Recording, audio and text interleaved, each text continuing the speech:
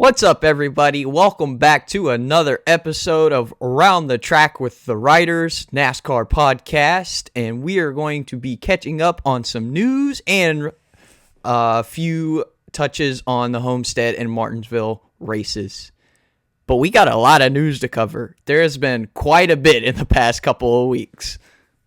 Yeah, there sure has. And unfortunately, all of that news, for the most part, except for one little tidbit that I know of, is court involved. So, of course, we'll start out with the NASCAR versus 2311 Front Row Motorsports that we talked about. We've been talking about for quite a while now. The latest update on that is that of course, we talked about NASCAR countersuing in the last podcast. We talked about NASCAR countersuing those teams. Well, those two teams have asked the judge to dismiss the countersuit on claims that it's basically the way they termed it was it's ridiculous and it has absolutely no bearing on what is going on. So it's kind of crazy. But again, as I've mentioned since the beginning of all this, I'm 100% on the team side of this. When you go and you read NASCAR's countersuit, it's ridiculous. It's their arguments, at least the arguments that are put out there in the news, which, most of the people putting it out are not lawyers. Yeah. But it's just NASCAR's argument for the countersuit is just it's crazy. It's like they're digging themselves a deeper hole, and everything that they're telling the judge could turn around and use against them and be like, "This is the dumbest thing I've ever heard in my life." Yeah, I mean, I haven't exactly kept up with that part of the news. I've been a little behind on the lawsuit between NASCAR and the two teams with 2311 Front Row, but I'm on the team side as well. And a lot of things that I have seen or read about, as you said, they aren't from the lawyers. They're just people that catch a wind of what they hear. But from what I'm seeing and reading, a lot of it's dumb on NASCAR's end. I feel bad to see that NASCAR is still trying to fight this because to me it's just making them look even stupider. Yeah, it's almost like they're making the team's arguments for them. Yeah. Yeah. Every time the lawyer comes out and says something like this time, they're basically saying that Curtis Polk operated in bad faith. And was trying to manipulate the contract negotiations when they were talking about the charter renewals. Okay. Again, like I said, every time NASCAR's lawyers make a statement, it is in favor of it's feel for the teams. It really makes NASCAR look like they've got something to hide, that they're willing to fight this so hard with some ridiculous claims that there's something they're trying to hide, that discovery throughout this whole process is going to make them in a negative light, or in a more negative light, because I think the lawsuit in the first place puts them in a negative light. Yeah. The fact that they forced these teams with less than 24 hours, it was either sign the contract or don't. That's your choice. If you don't sign it now, you're not going to get a chance to sign it. So that this whole thing has put NASCAR in a bad light. And when we start here in just a minute, we'll talk about some of the changes in the upper management of NASCAR. That's just not going to help their arguments, especially with the fans.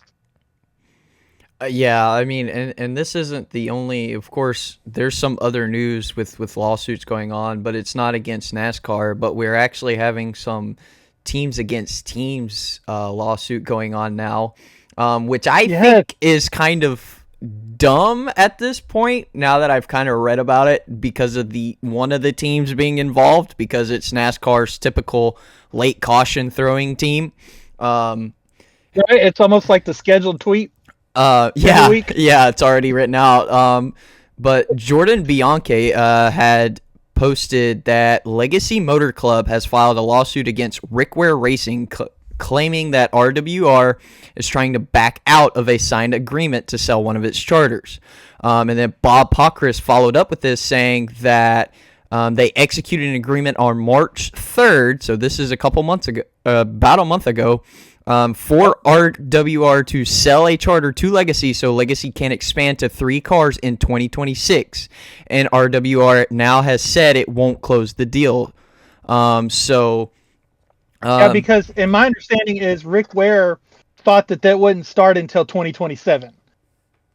So, like, when they got the paperwork that said 2026 is when they decided to back out. But here's the thing. If there is ever a team that needed to sell both of their charters, it is Rick Ware Racing. Oh, yeah. I mean, I would agree with that for sure. Right now, the RFK, and we don't know which charter they're talking about, because RFK is leasing a charter from Rick Ware for the 60 car for Ryan Preece. Okay. Brad has mentioned that if the money becomes available, they would like to purchase a charter, or if a charter becomes available, they'd like to purchase one for Ryan. But they've also said that, with the money and the sponsorship that they have specifically from Kroger, that they have the money and the means to run as a non-chartered car. Of course, that doesn't bring in as much prize money. Really doesn't bring any prize money in. But either way, if there was ever a team that just needed to get off the track, it's Rick Ware Racing.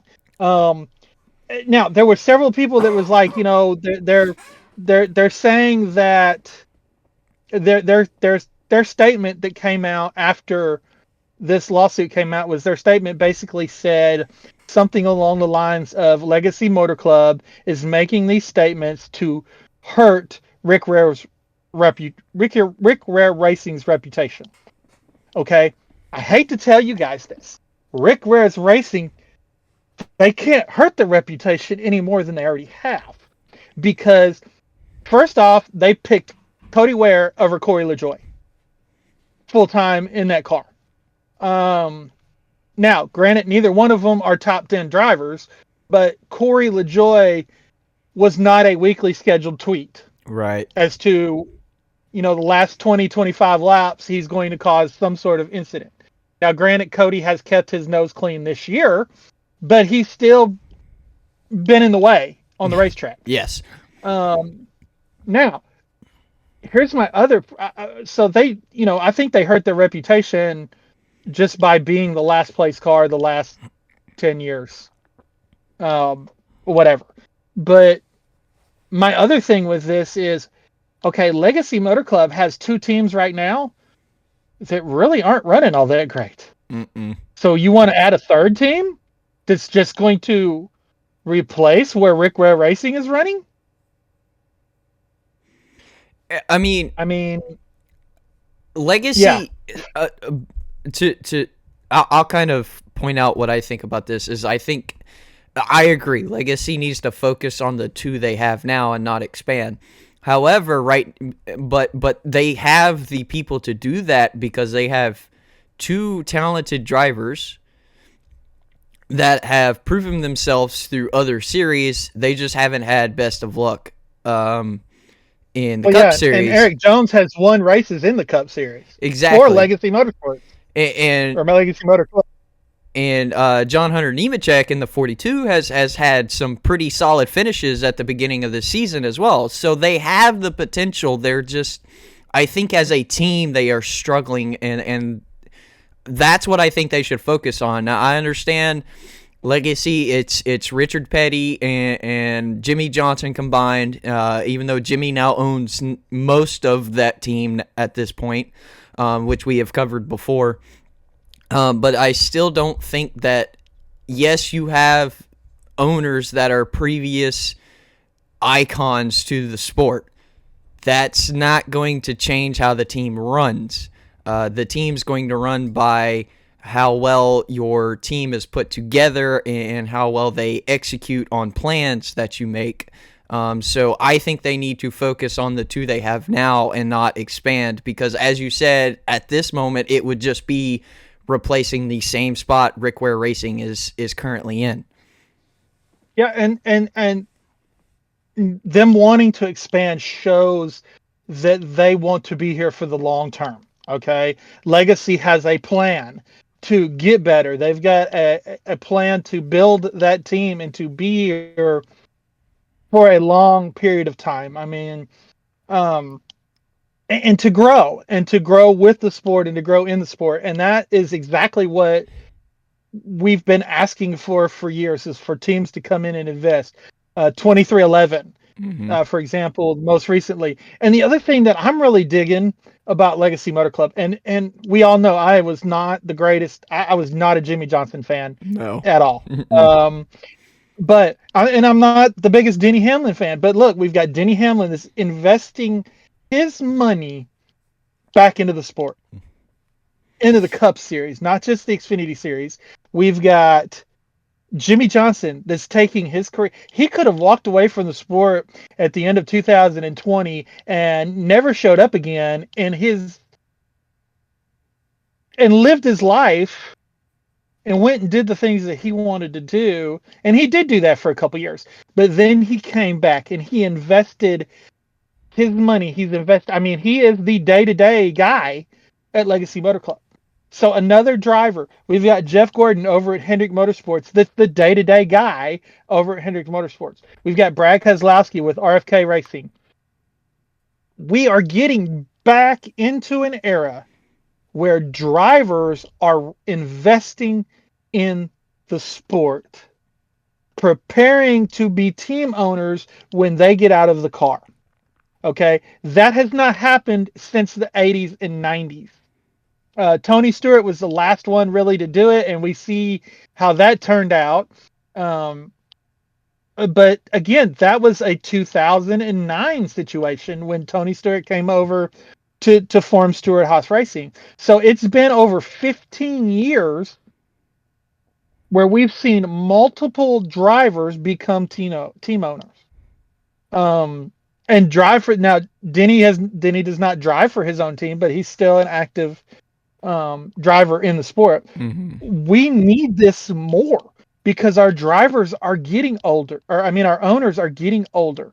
Roger Penske is not going to be alive forever, so he needs to have somebody prepared and ready as a part owner or as an owner to step into his shoes when he either gets to where he can't physically, he can't health wise, or he passes away. He needs to have some. Otherwise, Penske Motorsports, they're going to have to fold up and go away because they don't have. They're at least going to have to be sold, right? By Penske Automotive. So, we need, and that also the best teams, in my opinion, have always been drivers that became owners. Probably the only exceptions to that would be Joe Gibbs and Rick Hendrick, who Joe Gibbs came from an NFL coach, and Rick Hendrick came from an automotive background. But Richard Childress, Richard Petty, Bobby Allison, most of the multi-time champion and race-winning teams were owned by drivers. Yep. And plus, those drivers bring their fans along with them. When Richard Childress got out of the car and put Dale Earnhardt in the car, not only did he get Dale Earnhardt's fans, but his fans stuck with him. Same thing for Brad. When Brad left Penske and went over to RFK Racing, he didn't just take the the Roush Fenway fans. He brought the Keselowski fans with him. When Tony Stewart left Joe Gibbs Racing to go form Stewart-Haas, he took his fans with him. Me being one of them. except for that one year that he had to drive for Toyota in 2008.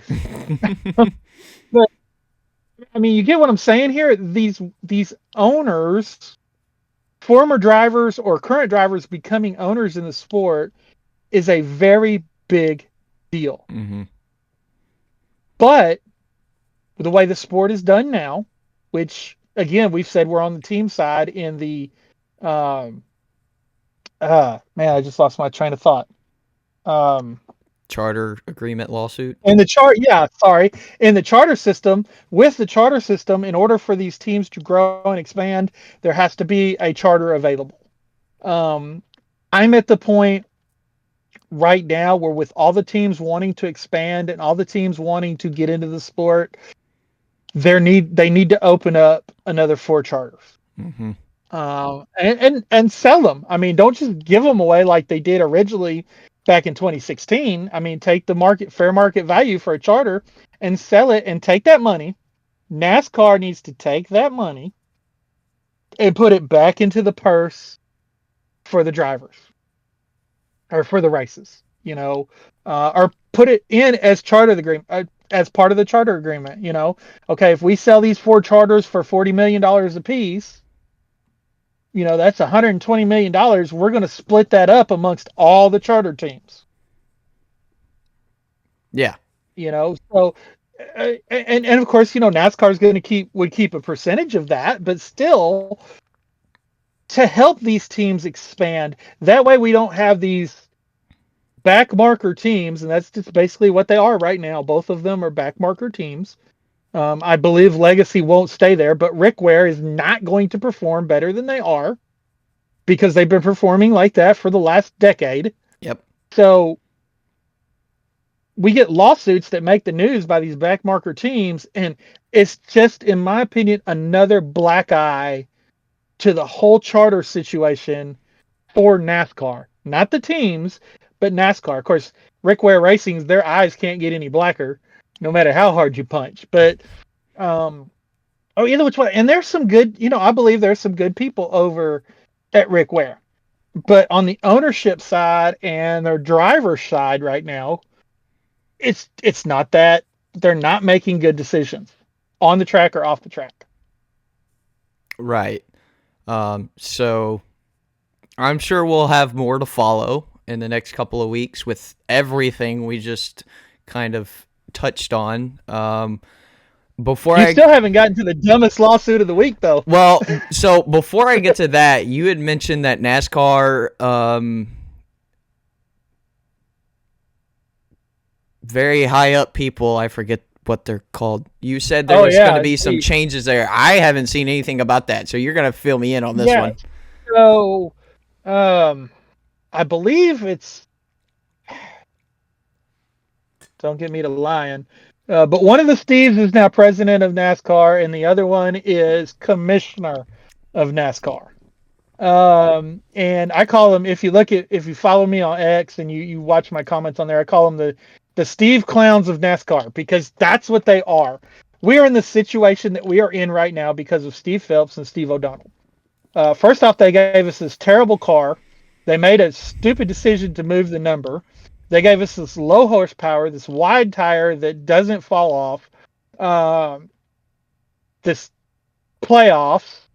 They didn't give us the chase, but they've given us this playoff system that we're in right now.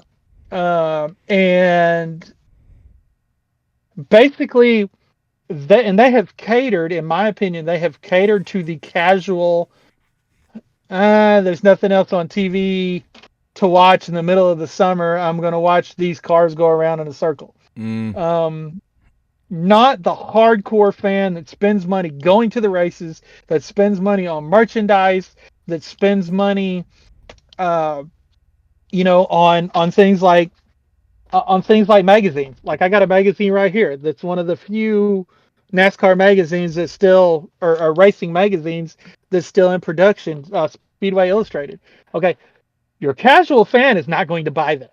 Okay, most of this, it does have NASCAR news, but as you can see the cover, most of it's dirt racing, or local, smaller series racing that This is how we learn about those drivers and stuff like that. Okay, the casual fan is not going to have a subscription to that. They're not going to go and then flip through the magazine rack at the store to look for a racing magazine. So those are not the fans we need to chase. We need to chase the fans like you and I that put our time aside on a one afternoon to make a podcast, or that'll go to Walmart and search for diecast, or that'll get online and search for diecast, or people like you and I that play fantasy every week that get on and we change our lineups and change our rosters, and people that are invested in the sport. Okay, I've been invested in NASCAR really hardcore since 2000, but even before that, going back to 1990, 1991, when I first started really to get my interest in, I've always been a racing fan, because I remember going to dirt races when I was little. So but I'm invested in racing. I'm invested in the sport. I enjoy this. Where are you going to find me on a Sunday afternoon? It's going to be in front of a TV watching a NASCAR race. I don't care if there's 200 channels on whatever cable program or cable system I have, or satellite or streaming service I have. My TV, if it's on, is going to be on the NASCAR race. Even when you have crappy commentary or crappy video angles or stupid cartoon characters, or as we've mentioned with some of the CW races we've had, no commentary. Hey. And that's what the Steves should be chasing, but they're not. They're chasing the person that is flipping through channels and lands on the race for 10, 15, 20 minutes. No, I mean, I would agree. And that kind of explains the tweet I saw. I guess I missed it, but I read that tweet. I remember you saying the clown show. And you're right. They need to come for they need to stop going for those casual fans. Come for the guys that spend their money, their extra money, because we're not dumb. We do finances correctly here. But spend that extra money we have on NASCAR things. You said that, and I'm looking around. Okay, I have the Lego NASCAR. First off, it looks stupid because of the sticker for the number. But, I mean, I have this. I spent money for this. I have 1, 2, 3 of the current next-gen 164s, which is Byron, Elliott, and Harvick, of course. And then I have 2 late model 164s, Harvick and Dell Jr., and more than enough. I still have a PlayStation 2 NASCAR game. Like, this is how big of a fan I am. Now, to be the best PlayStation NASCAR game to date, by the way. To be fair, yes, this is the best console game. Now, best NASCAR game, iRacing's got it pretty close. However, I would say I'm expecting this to be beaten this fall. Mm-hmm. We'll see about that, but I have high hopes. And then just imagine, like, all the stuff. I mean, you see the stuff in the background. I got a whole hood, which is sadly broken. Oh, yeah, broken even more. You've got flags. That's a towel. We're hardcore. That's the fans they need to go for. Stop going for the casual fans that's just like, oh, it's a car going left. You know how many people I work with that's like, oh, it's just a car going left. And I'm like, but it's so much more. And then they think I'm crazy, which I probably am. But that's besides the point. Which is funny because most of them work with machinery of some sort. So yes, they should understand it a little bit. You would think. But anyways, we'll move on from that. So for the dumbest lawsuit ever. However, there is kind of a final say to this. This has already kind of been put to rest by Dell Jr. He had he made a statement about an hour ago from us starting to record. I missed that. But anyways, it's more legal troubles for NASCAR technically, but Dell Jr. with Junior Motorsports is having his number 8 trademark challenged by Lamar Jackson, the QB for the Baltimore Ravens, I believe. I don't know. I don't keep up with it. Because it's too close to his Era 8 brand. First off, whatever. At first, when I first read this, I thought they were attacking the DEI number 8. But someone came out and is like, to sum up the confusion, it's not the DEI number 8, it's the Junior Motorsports number 8. So it's the actual number 8. Junior Motorsports has been running since 2019. For over 8, yeah. For a long before Lamar was around. Yeah, I mean, it's crazy. This was just I know I texted you. This was just a stupid football player trying to make money. Because if he was really that worried about it, he would have done it when the 8 first came out. But anyways, but the thing is you said Dale's been running this number since 2019. Mm-hmm. How long has Lamar Jackson been in the NFL? How long has he had his company or whatever? It was after 2008 and 19. I promise you that. So if anybody had a right to go after anybody for copyright infringement, it would be Junior Motorsports going after him.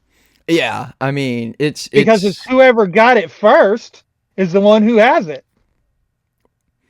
But there's been the whole I don't know why, but Junior Motorsports kept their number 8 font in case the DEI number 8 font that they were fighting for fell through.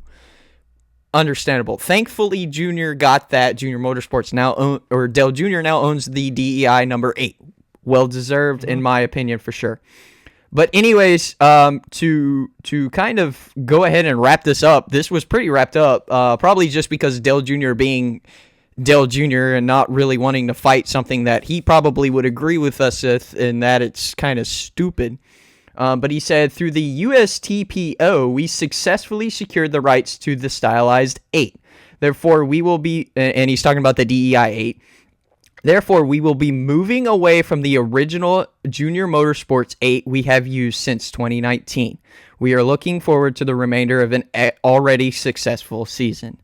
So, Dale Jr. basically put that to rest, saying we will no longer be using that number, and we will go to the DEI number 8 now that they own that. So, kind of crazy and stupid, but Dale Jr. being Dale Jr., I understand. He's like, nope, not dealing with this. We're putting it to bed. Well, I mean, let's be honest. Could this have been resolved through a phone call? Most likely, yes. Don't you think that Lamar Jackson's business manager could have gotten a hold of somebody at Junior Motorsports and gotten to speak with Dale Jr. or Kelly about this and been like, hey, we feel that this is, a little close. Is there a way that maybe we can work something out? I mean, this is one of those things that you called it the dumbest lawsuit ever, and I agree, because this is something that could have been resolved over a 20-minute phone call and never would have made the news. You and I would know nothing about it. It never would have been on Twitter. Dale Jr. wouldn't have even mentioned it on his podcast. I mean, it's a 20-minute phone call. Okay, no problem. We're good. Yeah. Well, we have our opinions with the NFL nowadays, so I'm not going to go there, but yeah. Well, if you go and you look at Lamar Jackson's feed on X, it's all, positive and, praising God and talking about Jesus and Christianity and all that stuff.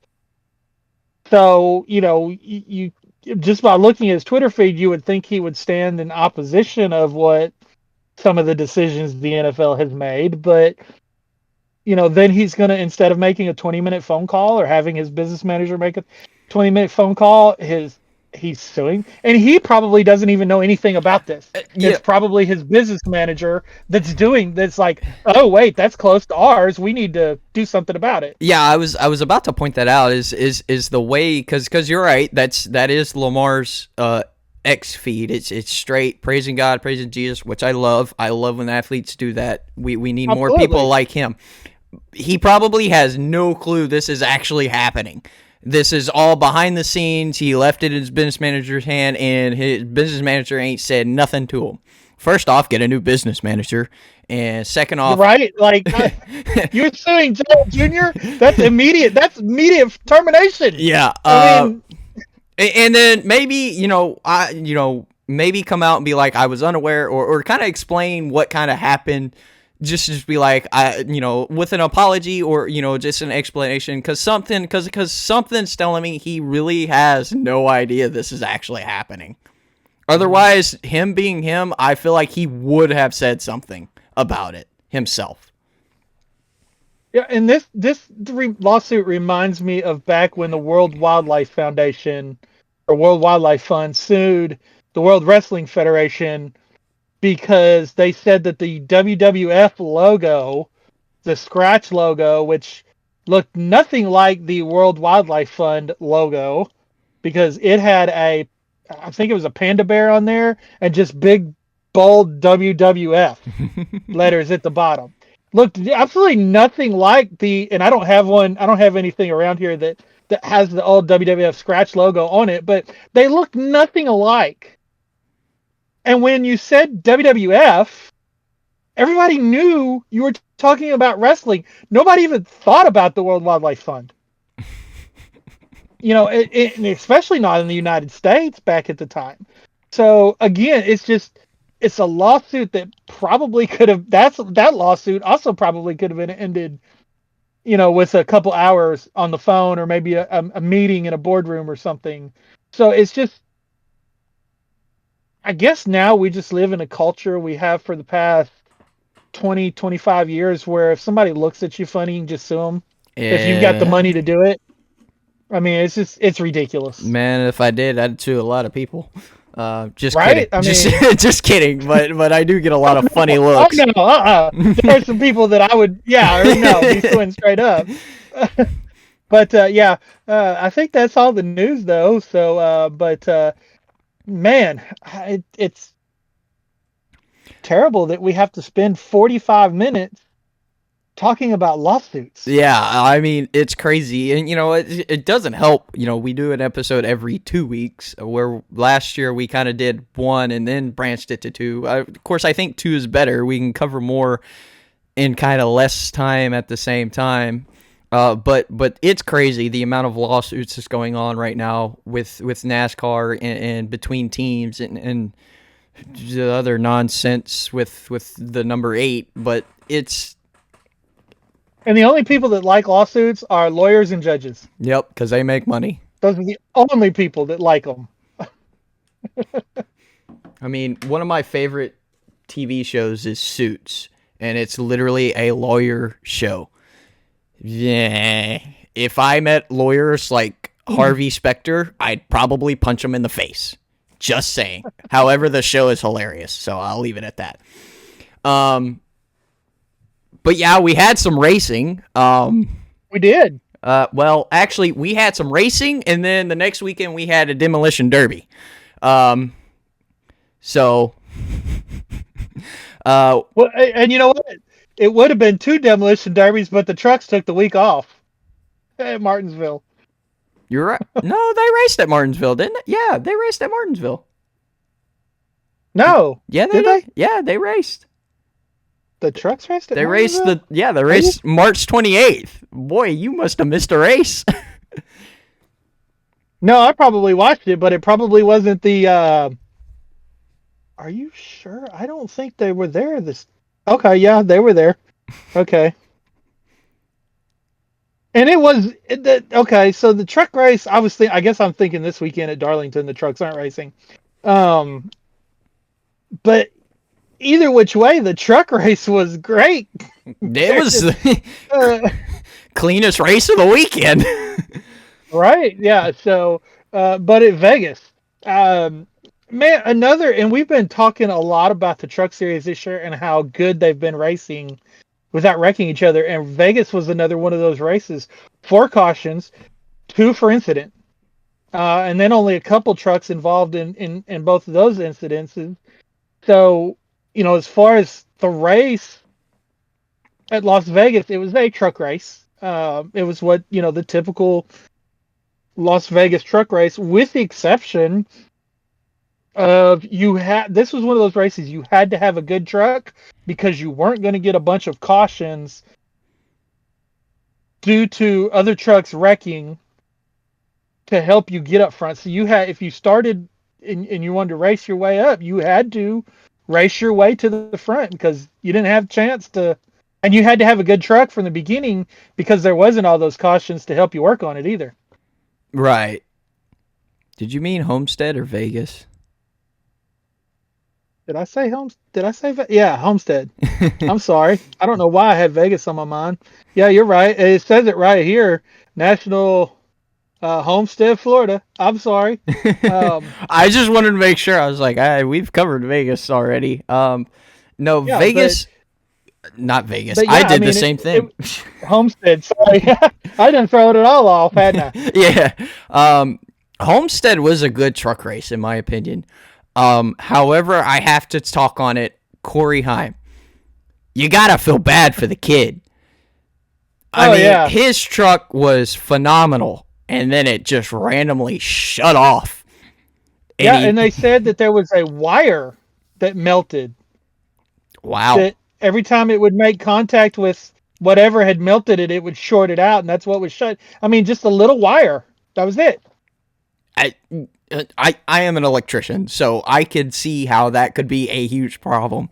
It's always some of the simplest things that causes everything to go haywire. It was, I want to say 5 or 6 years ago, it was a 50-cent part that cost somebody a championship because that part broke and it caused them to hit the wall anyway, they couldn't fix it. But it was a 50-cent part. It's crazy how these are made, but yeah, Corey. I mean, the truck turned off on him 3 times, I believe. The first 2 times in the lead, so it shut off, and then he drove back. He got past, and then he drove back to the lead, and it shut off again, and pretty much got past again. And as soon as he got it started back up from the second shut off. It shut right back off right afterwards. Tough break for the kid. He has been on fire. He still finished 3rd. So even with the problems he had, he pulled off a top 5. But he would have ran away with that race if the truck hadn't had its difficulties. Well, I'm not going to say he would have ran away with it, but he would have put up a fight with Kyle Larson there those last few laps for sure. But he does have 2 wins on the season, and he is a championship favorite. So you can feel bad for him for this one race, but for season wide, you really can't feel bad for him because this is just one. But he did what a championship team does and still was able to keep the truck in the race and finish 3rd. There are some drivers that would have been like, oh, it's shut off and went in the pits. Yep. And been done for the day. Yeah, I mean, Kyle Larson did well. No surprise from him being in trucks, of course, especially at Homestead. Right. Yeah, I mean, it was good racing between him and Corey until it wasn't, because I believe he got a pit speeding penalty and had to drop to the back. However, drove all the way back up. Again, no surprise, Kyle Larson, Homestead, in a truck. But he also spun too. He did. Oh, he did. Yeah, that's right. I think that was what put him back there. I can't 100% remember, but it may have been the spin that got him. But I think it would have been great if Corey didn't have his problems. That would have been one heck of a battle for the race. But however, Kyle Larson gets it done. Lane Riggs, runner up. He was there. Yeah, ever since he figured it out with 8 or 9 races to go last year. Once he figured it out and that light bulb came on, he has been really, really, really good in that truck. Yeah, definitely. So, he was close. He's getting there. He's not done. I feel like he'll get that win eventually this season for sure. And then as we talked, Corey Heim finished third. Tyler Ankrum, fourth. Daniel Hemrick, fifth. Ross Chastain, sixth. Jake Garcia, seventh. Chandler Smith, eighth.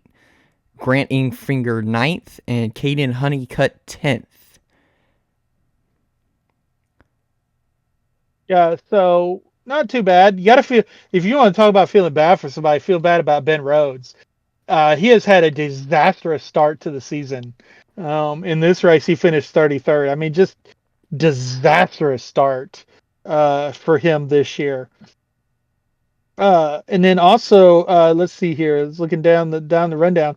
Corey Day making a start in the 7 truck, running okay. I mean, he finished 15th, but as a young kid and no real experience in these kind of vehicles,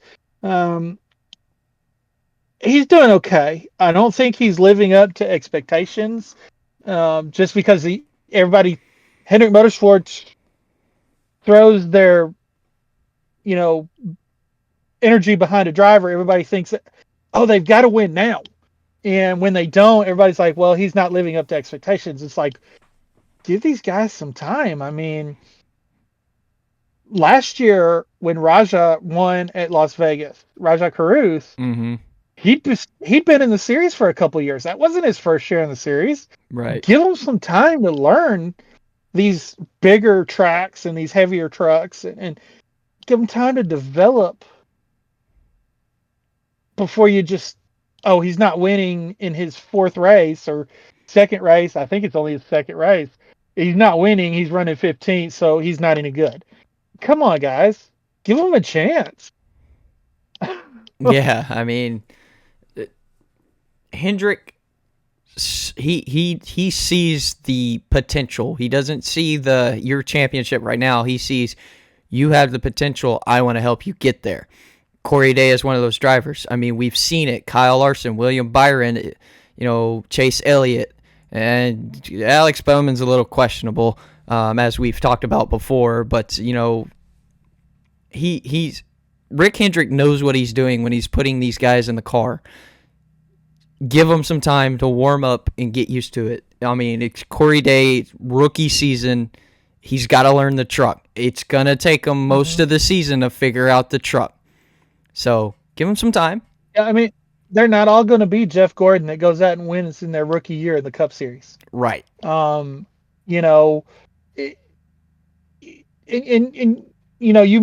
talked about Rick.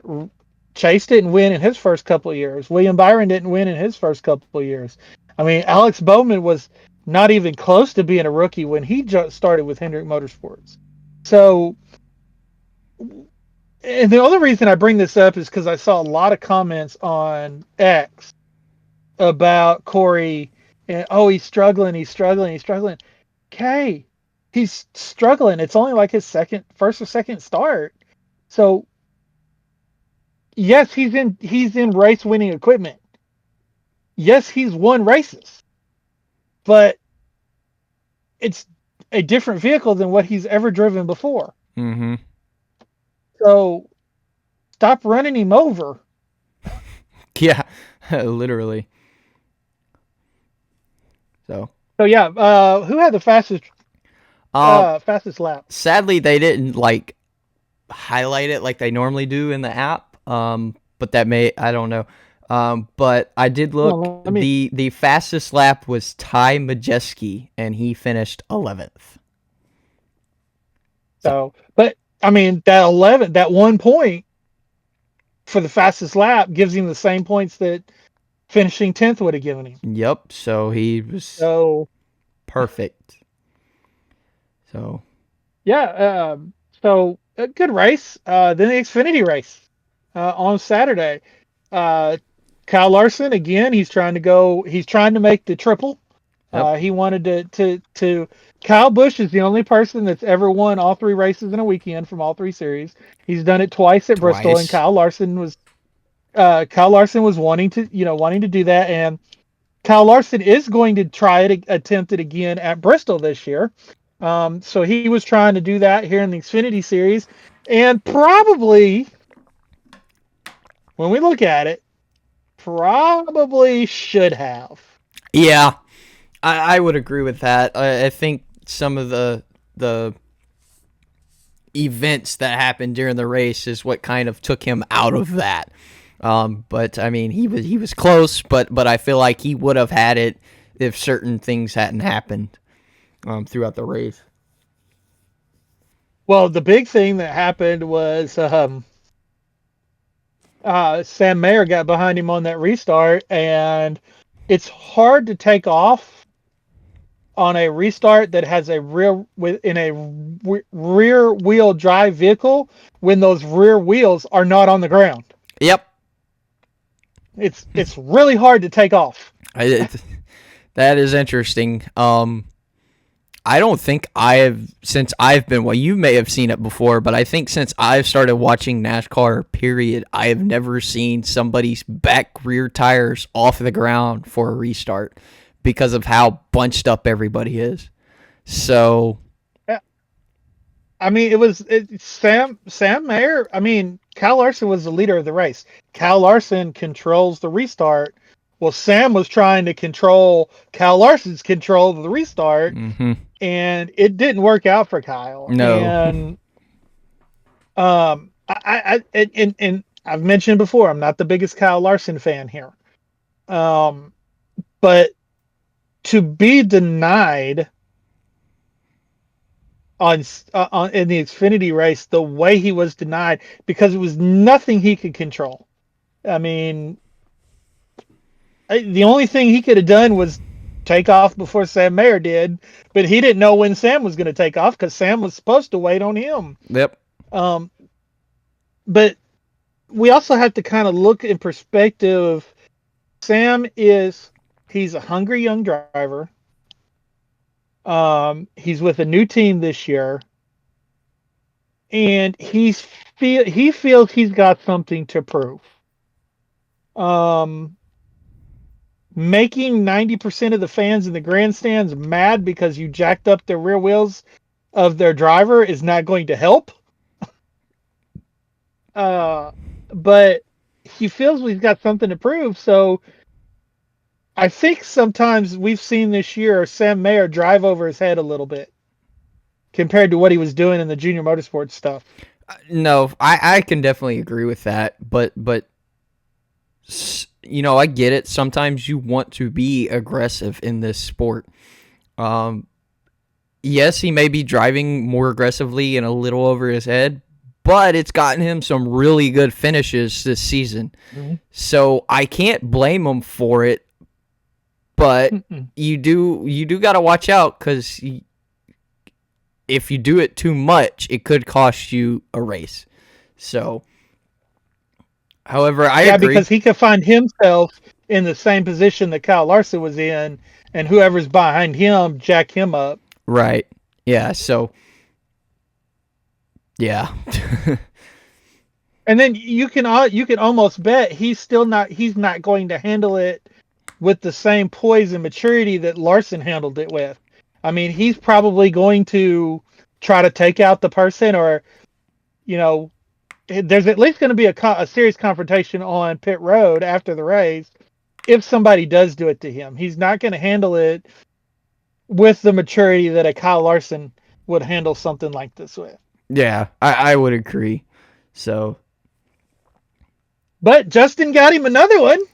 Yes, he did. Goes back to back. This championship Justin Allgaier, after winning the championship last year, in my opinion, is a different Justin Allgaier than what we've seen in years past. No, I 100% agree, and we're not the only ones. Dell Jr. has said it himself that, and in the 7 team, they've said Justin is a lot more confident. He's doing a lot more things he wouldn't have done pre-championship. He's taking a little bit more of a risk because he knows he can handle it now, and that tells you a lot of difference between the driver, because now that he has the weight of I've got to win a championship off his shoulder. Yes, he still has the weight as now I have to defend it because he just won it last year, but he's defending it with his head on his shoulders and making the moves he needs to make. Yeah, and you go back to his Daytona 500 finish in that Junior Motorsports car. It just kind of set the tone for that attitude to, I can do this, and now I have the ultimate prize in a championship to show that I can do this. Yep, absolutely. So, which, in my opinion, could be dangerous for the Xfinity Series this year. I mean, dangerous.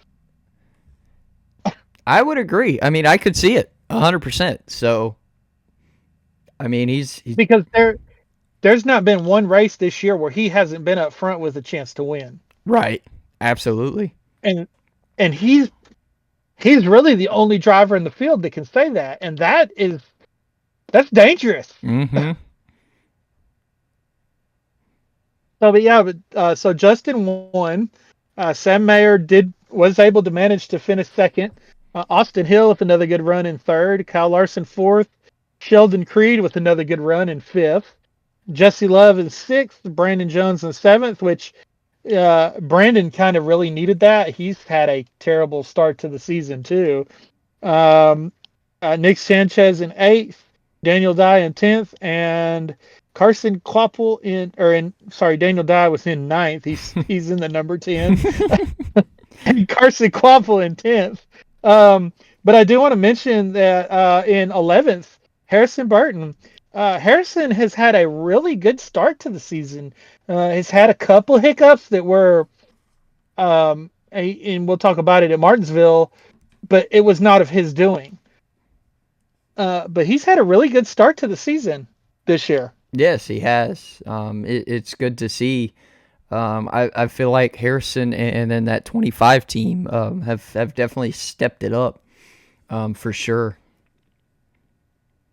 Which makes me feel bad for Haley Deegan, but I'm not going to go into all that. Well, the other thing I think that Harrison brings a little money to the team as well. Yeah. And money always helps performance. Plus, his experience in these Xfinity cars. He's a Xfinity race winner, whereas it was Haley's rookie year. Yeah. So when you talk about experience plus the money, he's gonna run better. At least I hope he would run better. True. But it's good to see him because Ben. I mean, he lost his ride in the Cup Series. And that ride has went out, and they've won a race this year. Yep. Already with Josh Berry. So, and then he's not able to pick up a top tier ride in the Xfinity Series or the Truck Series. So he's kind of had to start his career over. And, running well is only going to help his confidence. Right. So your fastest lap for Xfinity Homestead race was by the race winner, Justin Allgaier. On lap 201, the last lap of the race. He said, I am speed. Right? Yeah, I thought the same thing too. I was like, oh, that's a Lightning McQueen moment right there. Like, for sure. Yeah, so, all right, Cup race. Again, Kyle Larson, and I just believe that after what happened Saturday, Kyle came out in this race and says, I don't care who's up front, I'm winning. Yeah, I mean, pretty much. I mean, he was up front. He didn't start up front. However, he was up front pretty quickly at the start of the race, and he raced with Alex Bowman and Bubba Wallace there for a little bit, but once he got in the lead, it was okay, bye bye. Yeah, I mean, for sure. And it was um, one of those things. And again, it's like we talked about with the truck race: 4 cautions, 2 for stage breaks, 2 for incidences. Uh, One was when the 20 spun, which was just kind of came out of nowhere. Yeah. But then the other one, which nobody saw coming, the 12 blew up. Yeah, literally. I mean, if I remember right, he hasn't had a blown engine since 2019. And just going down the front stretch, boom, puff, poof. Yeah, I mean, it's got to be tough with the 12 teams just not on the good luck side the beginning of the season at all. No, I mean, and he won stage 1 and finished 3rd in stage 2. Yeah. So he had a very fast car. Maybe too fast. Apparently the engine didn't like it. It said, "I'm done." So, but yeah, and ended up finishing 36th. So, but again, like I said, not a whole lot of cautions, not a lot of time to work on your car. If you weren't fast to start out, you weren't going to be fast later. Right. And again, you mentioned Kyle, he started 14th and had to come up, he had to race his way up to the front. Same thing with Denny, who finished 5th, started 23rd. Tyler Reddick started 20th. Ryan Priest started 31st. Justin Haley 21st. And so with such few cautions, you had to have a fast car. And we saw who or was the 12 fast. had to blow up. Well, yeah. They give you at least one of those top 10. Yeah, Kyle Larson gets it done. No surprise, again, being Homestead. Alex Bowman, runner up. Started on the pole too. He had an impressive weekend for the 48 team at Homestead. For sure. And had Kyle scraped the wall once like Alex did, because that's how Kyle got the lead, was Alex kind of he got a little too close to the wall for and it kind of pulled him into it. Had Larson done that, Alex would have won this race. Yeah, which would have been quite a wild card in my opinion. Would have thrown my playoffs off, that's for sure. Bubba Wallace finishes 3rd, and I'll go ahead. I know we normally go through the top 10, but he had the fastest lap for the race. Oh, he had a really good race. Very impressive that whole race. He raced his way up to the front early. I mean, he didn't. Let's see. Let me pull up the stages. He finished. He wasn't in the top 10 in the first stage, but in the second stage he was 5th. So once he got up front, he stayed up front, and for 23:11, that's expectation. Yes. No doubt. For Bubba, he struggled the past few years to get those finishes, and now he's starting to put them together a little more often. And there's a lot of things that go into that. He's a new father. He's gotten more confidence in the car. He's got a new crew chief this year, so he's got a lot of factors that are really kind of helping him run better, and it's good to see. No, even though he's in a Toyota. Yeah, I mean, but yeah, you're right. It is good to see. I mean, the happiness he had in the post-race interview with Homestead and Martinsville, which we'll talk about in a little bit because he had a good finish at Martinsville as well.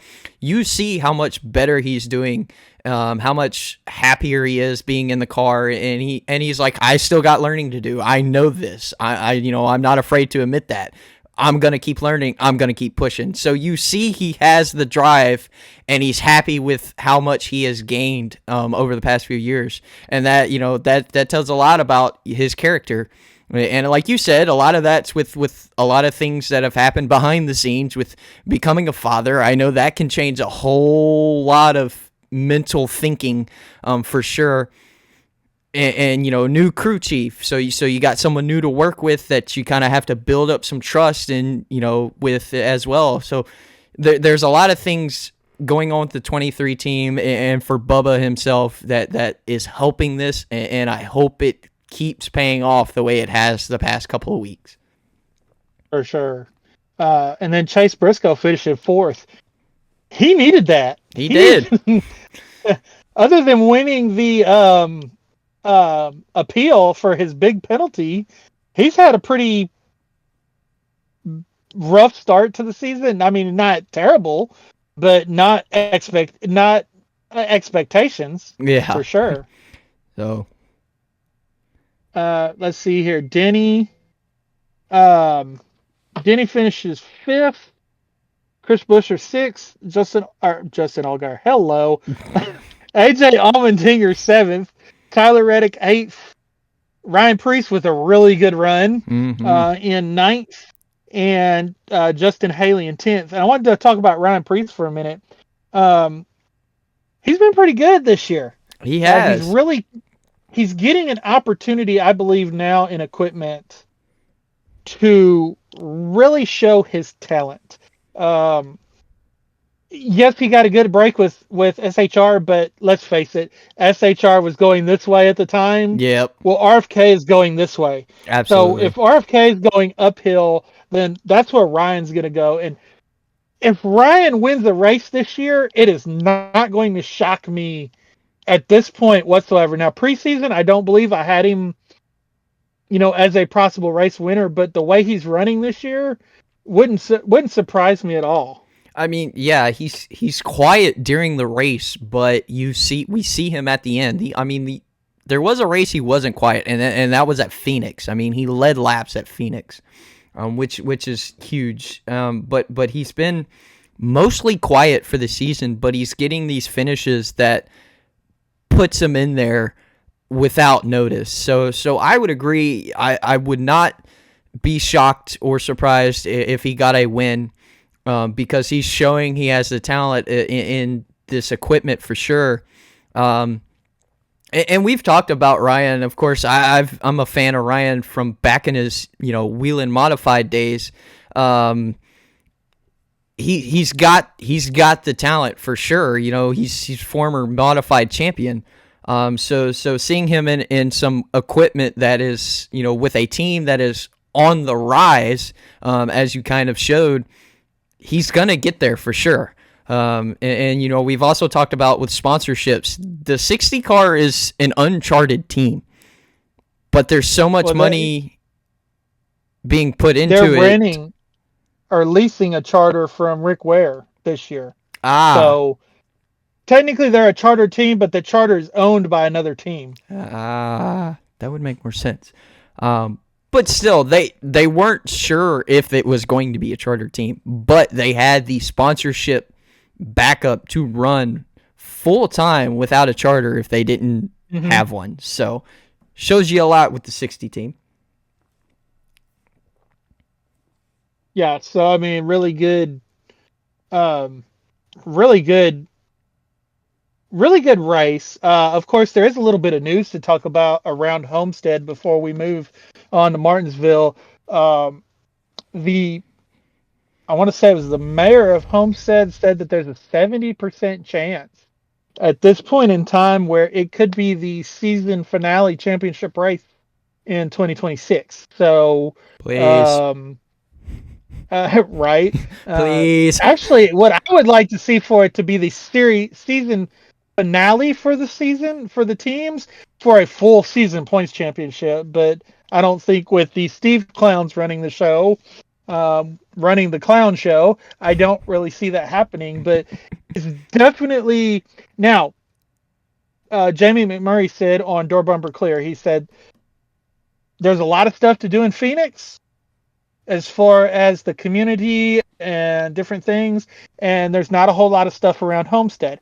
Okay, if you are a race fan, this goes back to the catering to the casual fan. If you are a race fan, you are not going to Phoenix to go to Phoenix. You're going to Phoenix for the races. Okay, so the same thing goes for Homestead. You're going to go to Homestead for the races. Now, even if you're a race fan, you're probably going to go to Vegas for Vegas, but you're going to go on race weekend. Okay, to kind of a 2-for-1er. Okay, what is somebody going to do at Charlotte that's not a race fan?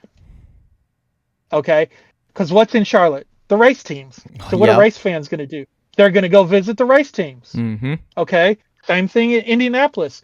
Are you going to go to Indianapolis to hang out in Indianapolis? Or are you going to go to Indianapolis to go to the Speedway, to go to the race, to go visit the race teams? Because most of the IndyCar teams are based in Indianapolis. So if you're a race fan going for race weekend, you're going for race weekend. Why worry about what's in town? NASCAR needs to put more action on the track, more practice. I believe would help with that. Other series, smaller series, local series, whatever may be running around in that area. Give the race fan something to do, not the casual fan. I don't care about going to the casinos at Dover or at Kansas or whatever. I go to those racetracks. Go to those cities. I'm going specifically for the race, and that's why I'm going, is for race weekend. Absolutely. So anyway, I think we both agree that we would rather Homestead than Phoenix. Yes, absolutely. The only thing we don't want to see there is a sweep. Yeah. Of course, you won't, because the Cup drivers aren't allowed to participate in the Xfinity and the Truck Series, but Truck Series drivers could compete in all three. Xfinity drivers could compete in all three. And you can see one of them sweep the weekend. That would be interesting. Wouldn't it? But yeah. So, all right. So that wraps us up for Homestead. Now we go to what should be called the crash at the Ville. Well, I mean, it was a demolition derby going in circles. Saturday more than any of the other. Yes, for sure.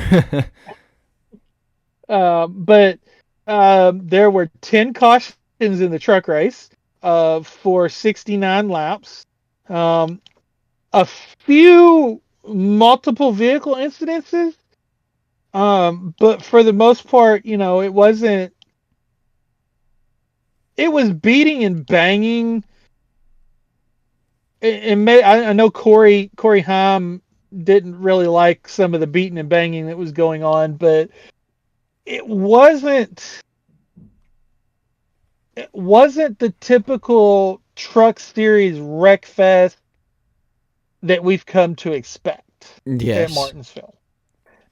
It wasn't a clean race, but it wasn't as bad as we've seen in the past. So I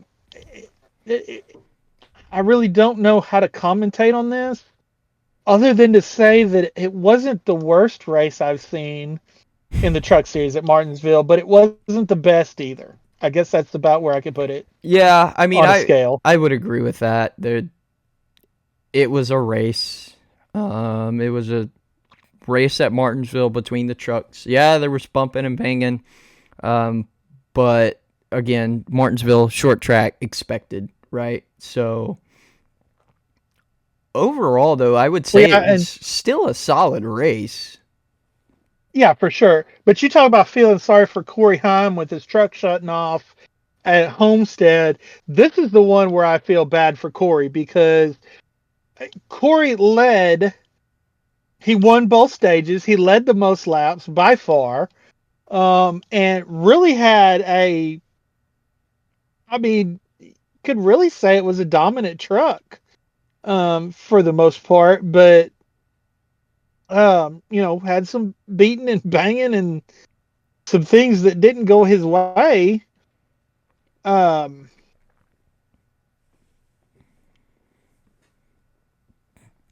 but other than that, I mean, it wasn't. I know he was upset, but I don't know. The finish was kind of wonky, but it still wasn't that terrible. Yeah, no, I mean it was um, Daniel Hemrick winning the race. Um, Oh, what a move! What a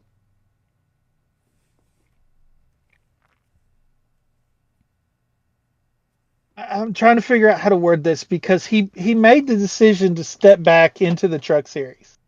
He's won one race in NASCAR's top 3 series, and that was back when he won the Xfinity Series championship. Um,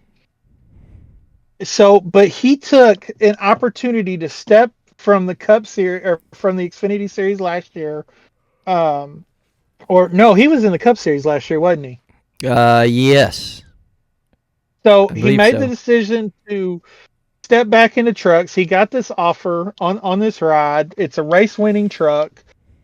Um, okay. Here's the words. What a decision. What a decision making um, confidence booster this is.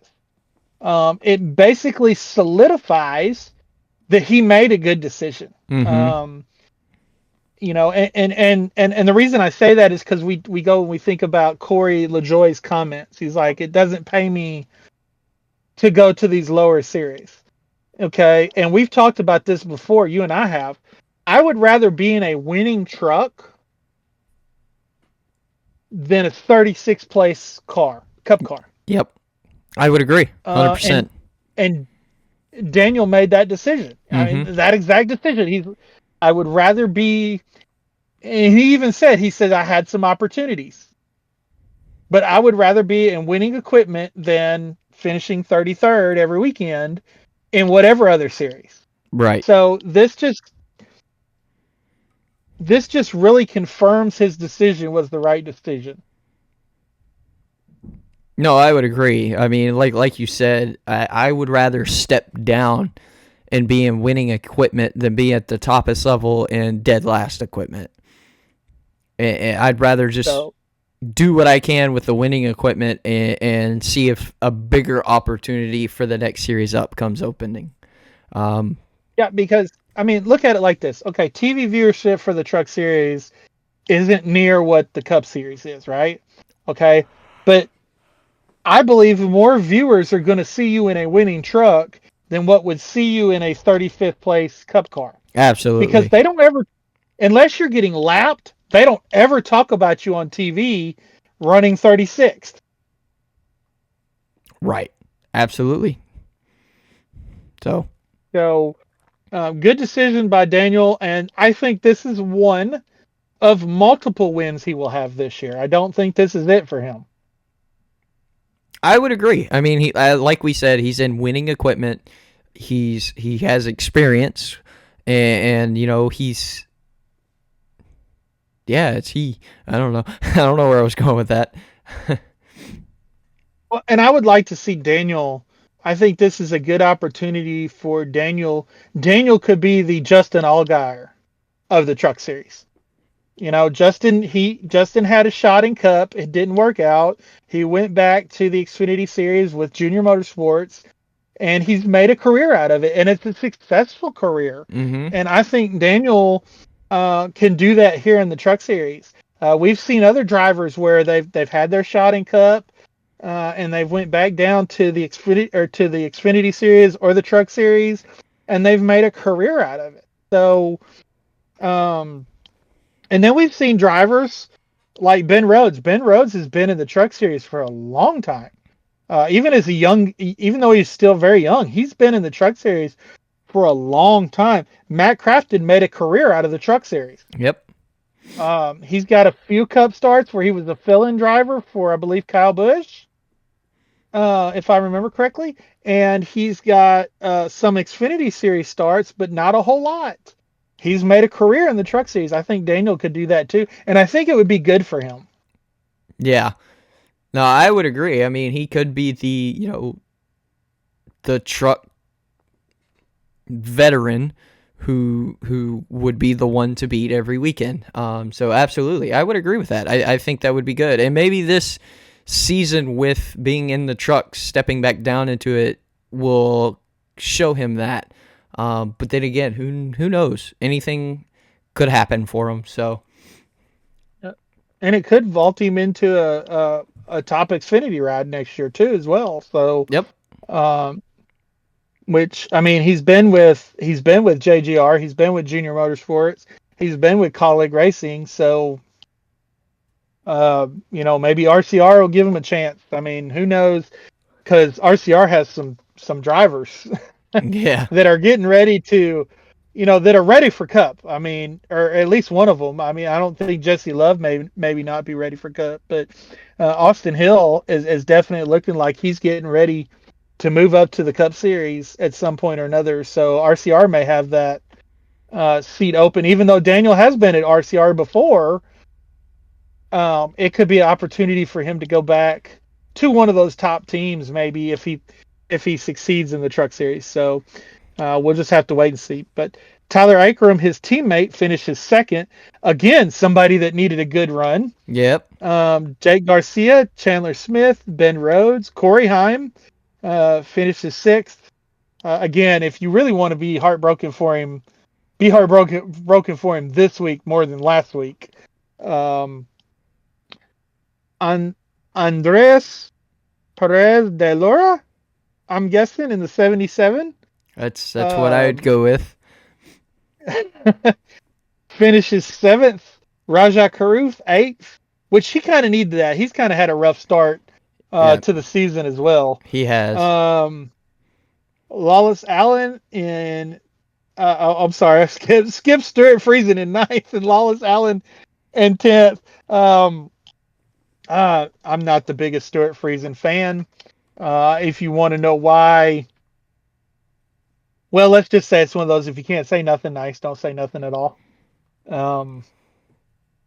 Basically, he should have followed that mantra at one point in his career and didn't, and said the wrong thing about the wrong driver and just really painted himself in a bad light, and has not, Recovered. He's never apologized. Yeah, he's never acknowledged that his comments were wrong. I mean, and they were wrong. I'm not going to say he misstated or anything. I mean, what he said was just dead wrong. And I'm not going to go into all that. If you want to know why, you can look it up. It's very easy to find it on just Google it. Just say, what did Stuart Friesen say bad about a driver, and it'll pretty much come up. But so yeah, and then Lane Riggs finishes 11th. You'd mentioned him.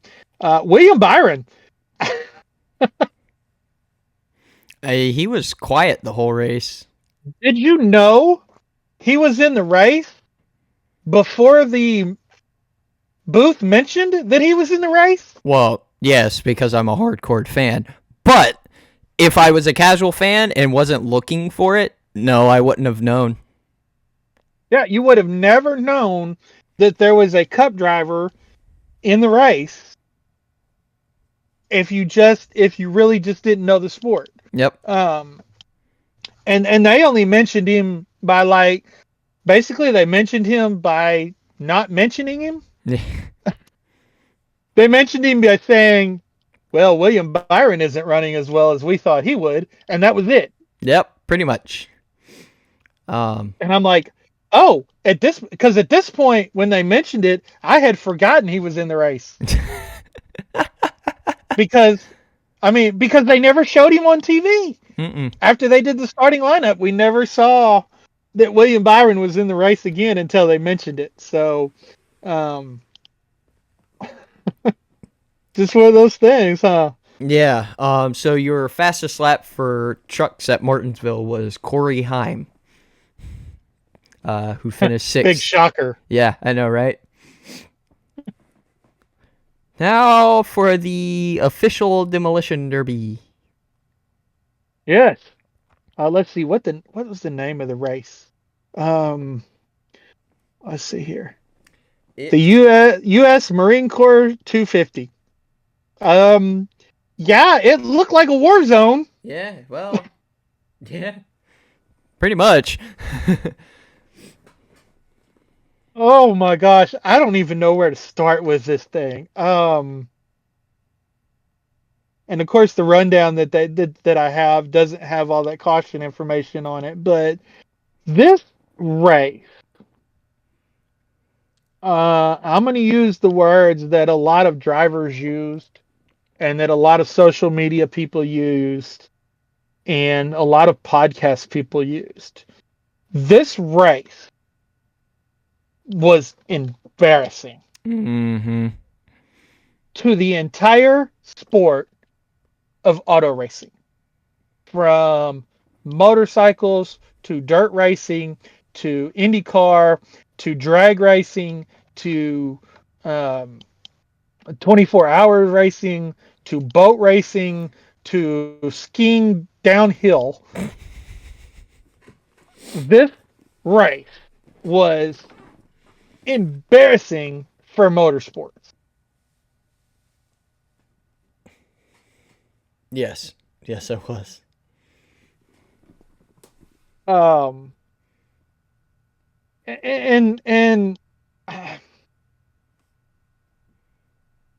I'm going to say the most embarrassing part of it, yes, what happened on the track was embarrassing. And we talk about those casual fans, right? We've talked about them a lot on this podcast. If you're a casual fan and you watch this race, are you ever going to watch NASCAR again? You're going to be like, well, if this is how they race on Sundays or on Saturdays, this is how they race on Sundays, and I don't want to have anything to do with this garbage. Yeah, right. Sorry, I mean, I'm counting laps, cautions here. I think they may. I think it was like half of the race was under caution, if I'm not mistaken. I'm not sure. At least 100 laps. I think somebody said it was 100 laps or something. It might have been Jeff Gluck. But let me put this into perspective for you. Okay, there's an old saying that goes, "I went to a fight and a hockey game broke out." Yeah. Okay, because of all the fights in hockey. This is not anywhere close. This would be like going to a football game and having them body slam each other and clothesline each other and choke slam each other and drop kick each other and basically turn it into a wrestling match. Yeah. So I counted 16 cautions. Of course, 2 of those are stage breaks, but actually one of those was stage. Wasn't there an incident that brought out the stage? Stage 1 ended under caution because of one of them. Yeah. So, total of 15 cautions, technically. That's crazy. Well, yeah, and they weren't needed cautions per se. There was, I think it was Denny Hamlin that came out and called for an avoidable contact penalty, because I would say 10 to 11 of those cautions were caused by avoidable contact. This driver got mad at this driver and spun him out. Yep. You did have a couple bounce off the curb and get into the rear of somebody and spin them out, accidents per se. And we did have one legitimate stage break. Yes. But the majority of these cautions were because one driver got mad at another driver, or that driver was going slower than the guy behind him wanted him to go and wrecked him. Yep. So, okay. Sammy Smith bumps Taylor Gray out of the way the hard way. And, Taylor's able to keep on racing, and a caution comes out. And now Tyler restarts behind Sammy Smith. Okay. So Sammy's already shown how he's willing to race. Taylor barely bumps him. I mean, it was a fair bump in my opinion because of what Sammy Smith had done. but it wasn't near as egregious as what Sammy had done. Got Sammy up out of the groove, passed him, and was leading the race, right? Again, no harm, no foul. Right. Caution comes out again. Sammy Smith lines up behind Taylor Gray. They make it to turn 3, and then he just wipes out Taylor. And we've seen this. We've seen this before. We saw it not too many years ago with Brandon Jones and Ty Gibbs in the Xfinity Series,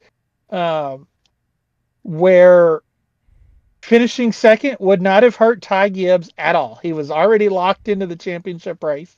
It would have put his teammate in the championship race. Yep. So,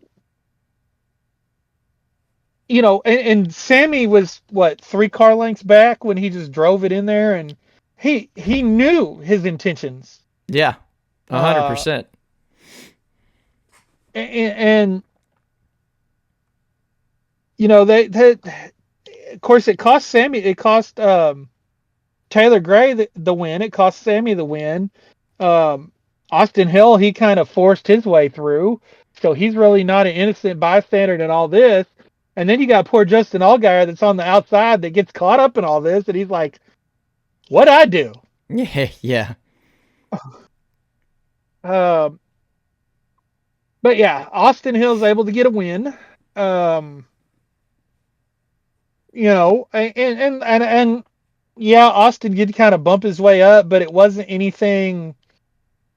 It didn't cause a caution.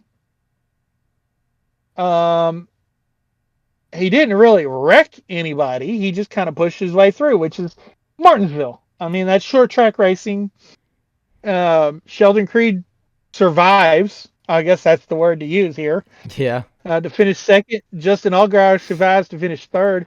Brennan Poole in the 44 finishes fourth. Wow. Sam Mayer fifth. Dean Thompson sixth. That's another surprise finish right there. Daniel Dye seventh. Ryan Sieg eighth.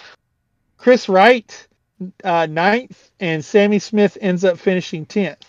And he was backwards when he crossed the finish line.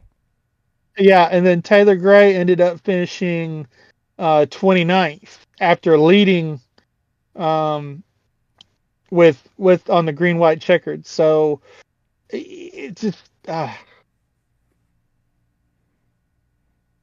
this was not an enjoyable race to watch, in my opinion. No, it was not. I mean, if you like wrecking, if you like demo derbies, this was the race for you, but I like racing. I've never been one of those guys that has complained about, oh, he finished 13 seconds ahead of second place. He had the best car. He had the fastest car. So, hey, he was the only car on the lead lap. Okay, he had the fastest car. I've never been one that's bothered me. So, but yeah, this bothered me. Yeah, 100%. So, and your fastest lap was by Sammy Smith, by the way. So, which just goes to show you, he had a fast car. He didn't have, and he had another lap. So, because I mean, it was a green-white checkered. It wasn't a white.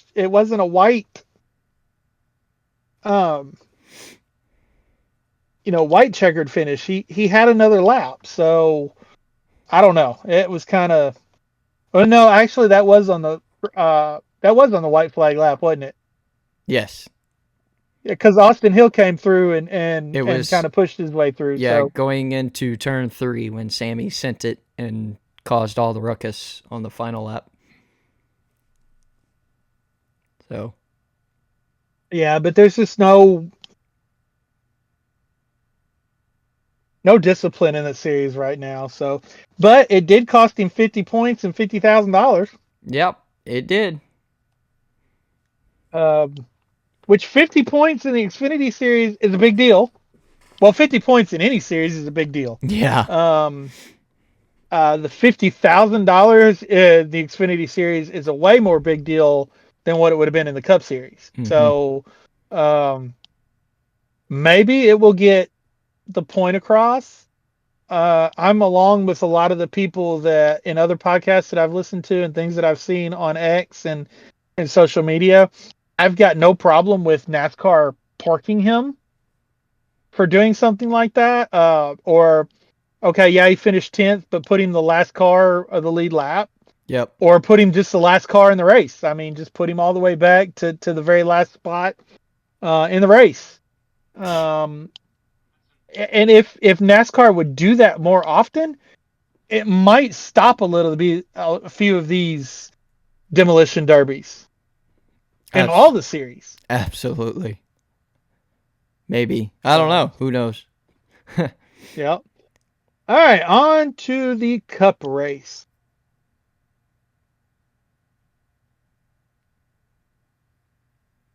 Yeah.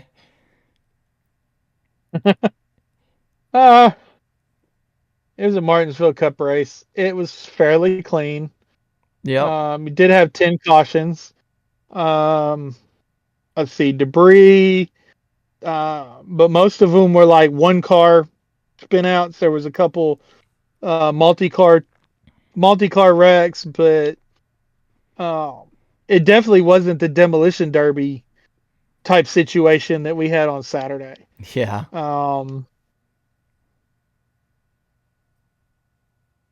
So, and for a 400 mile race, it was a fairly quick race. I mean, just a little over 3 hours. But Denny showed that he had a fast car right off the bat. I mean, finished 9th in stage won stage 2, led the most laps that he's led all season.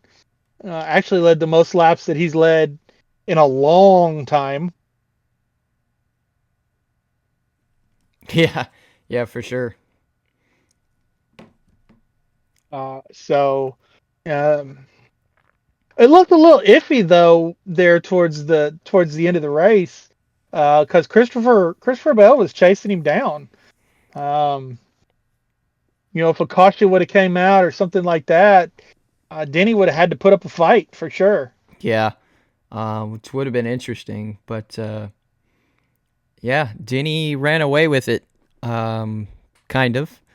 What did you think about his little celebration? I get it. He's been doing these mottos for a long time. But this was something he came up with at the one of the Ohio State football games. They had like Ohio State against the world flag or something like that. Yeah. So him when they went, they made an 11 against the world flag just to kind of off of it, and the team Ohio State picked up on it, and the crowd really picked up on it and bought into it. So Denny kind of carried it over into the Cup Series. I mean, the only problem that I had with it is Denny was getting cheered until he pulled out the flag. Yeah. And then he got some boos. Well, a lot of reactions I've seen on X is a lot of the fans want to see more personality from the drivers. Yeah.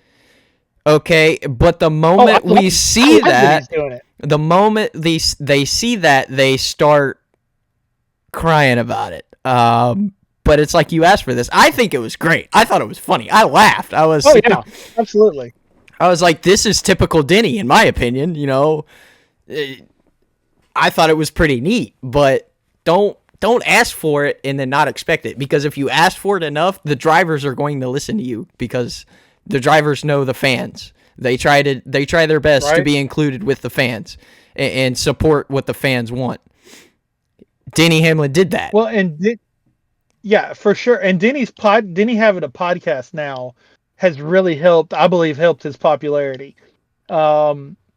I listen to Denny's podcast. I love listening to his podcast. He's open, he's informative. He's kind of funny at times. So maybe we just need to give every driver a podcast for an hour every week. Maybe it would help them connect with the fans. And that's the way you connect with people today, right? Is social media. Podcasts are a big deal because there's not the driver appearances that they were back in the 90s and early 2000s. There's not um, all these different sponsor obligations, that they used to have. So drivers aren't out as much anymore. Plus the corporate stifling. I mean, there's really no other word to use for it. Stifling of the personalities. Oh, you can't act like that because it would be a bad representation of our product or our company. Which had these sponsors been paying attention to the sport before they came into the sport, they would have said, well, wait a second.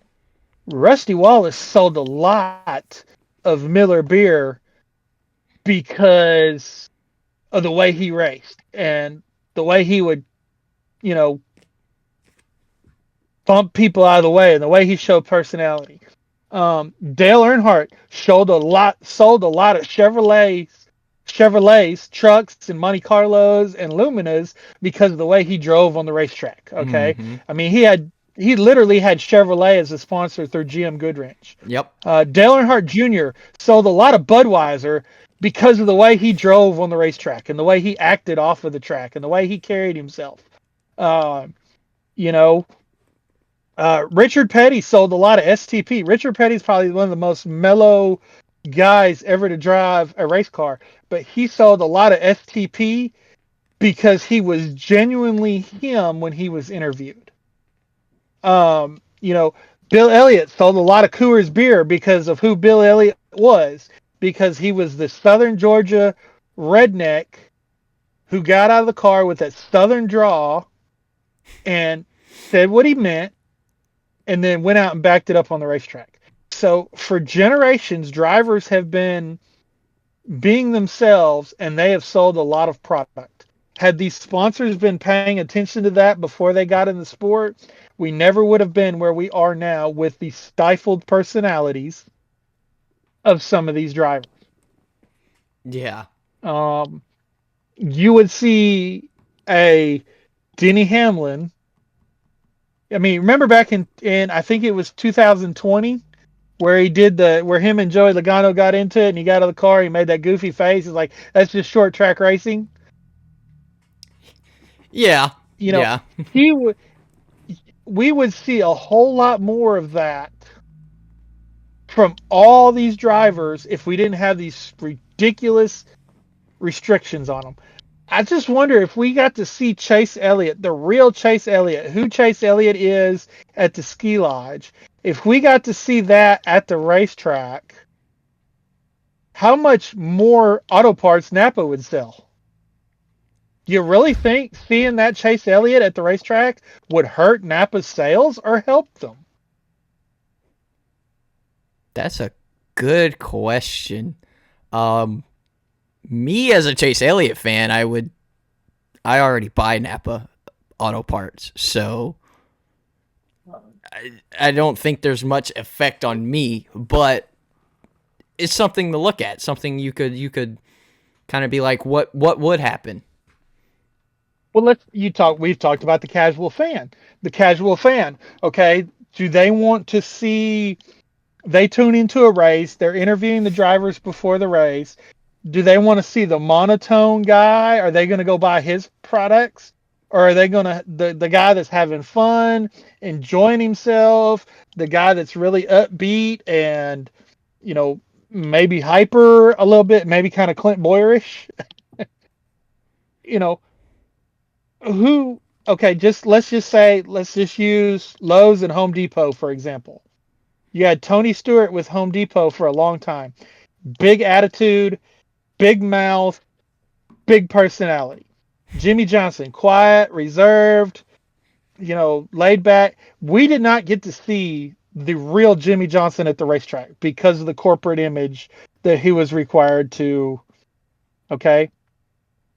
But if we'd got to see the real Jimmy Johnson, next to the real Tony Stewart, we could have had a real big battle of the home improvement stores on the racetrack and off the racetrack and in the consumer's pocketbook. Okay.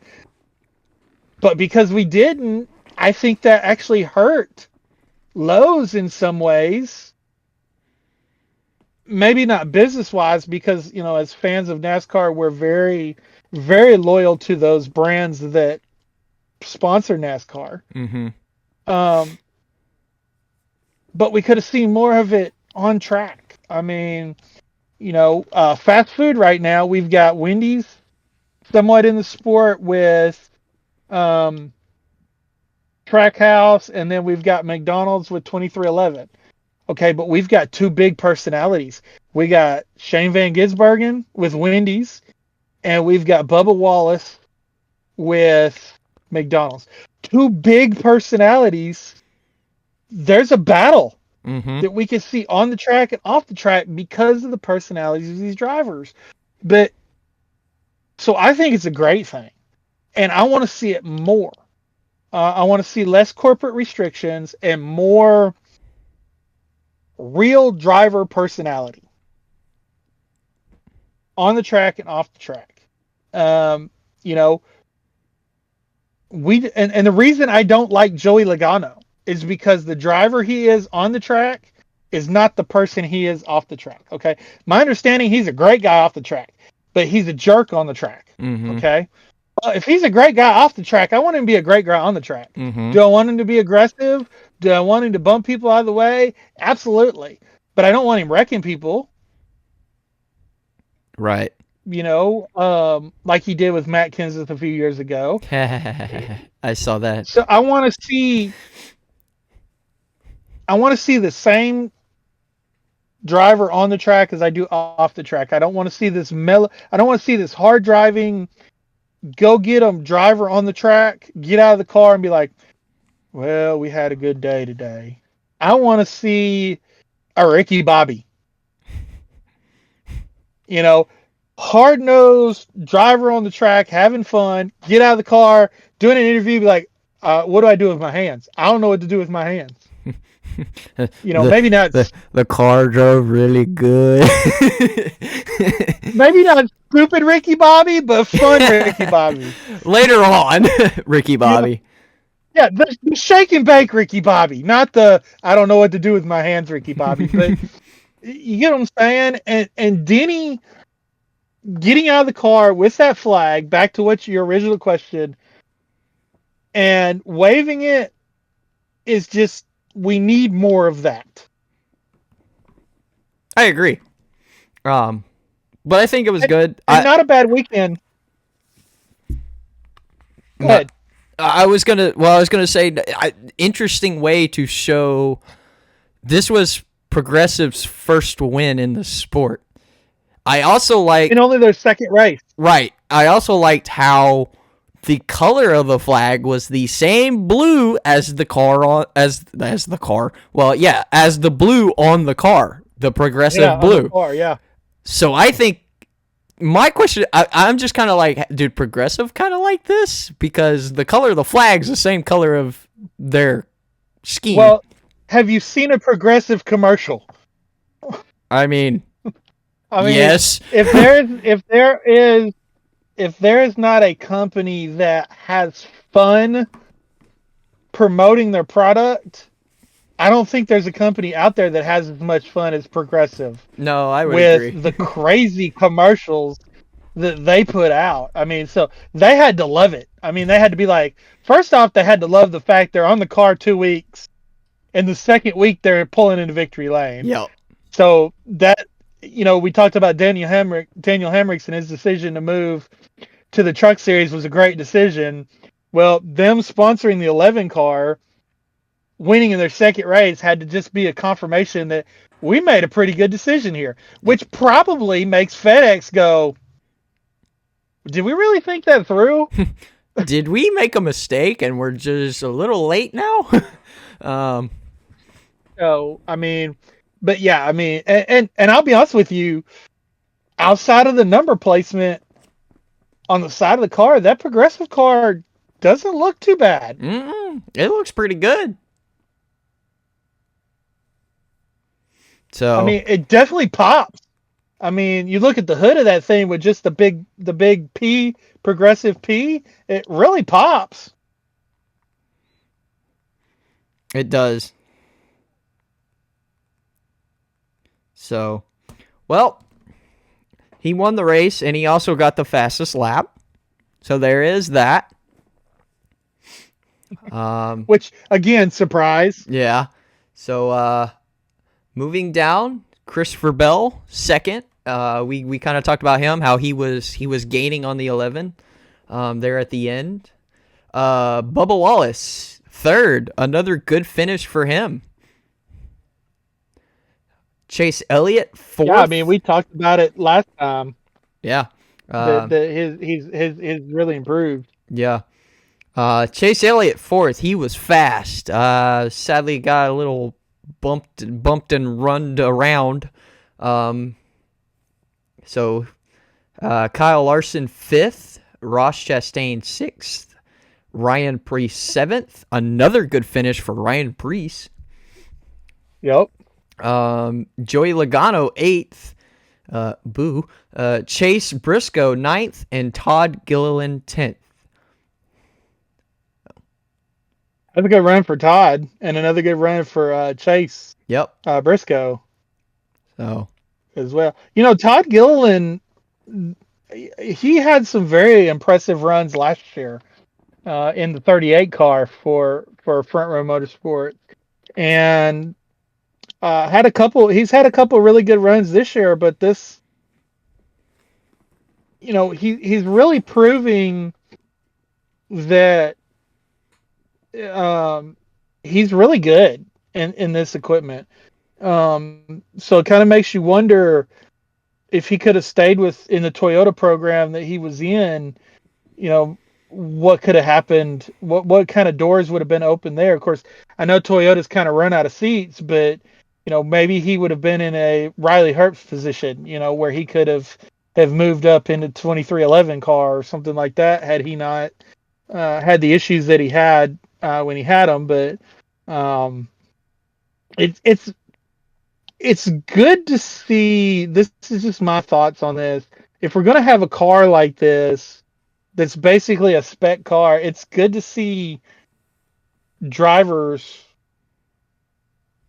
be able to show what they can do, even in maybe not the best equipment. right. So yeah. Touch on fantasy real quick, if I can get it to load. Do you want to? Do you really, really want to? No, I really don't want to, but we need to. So let's talk about it before, after Homestead, before Martinsville. I had 1,147 points. You had 1,008 points. Trey had 997 points. But then you bring up the points from this last week, and here's one problem that I noticed. Trey forgot to change his lineup. Why am I not surprised? The one time I don't tell him. But it really didn't hurt him too bad. Well, no, true. But you gotta. I mean, he had like 4 of the top 10 finishers at Homestead in his lineup, and he comes to Martinsville, and most of those finished up front too. So, Yeah. Oh. but if you don't change your lineup, what'll happen to him is what happened to him last year.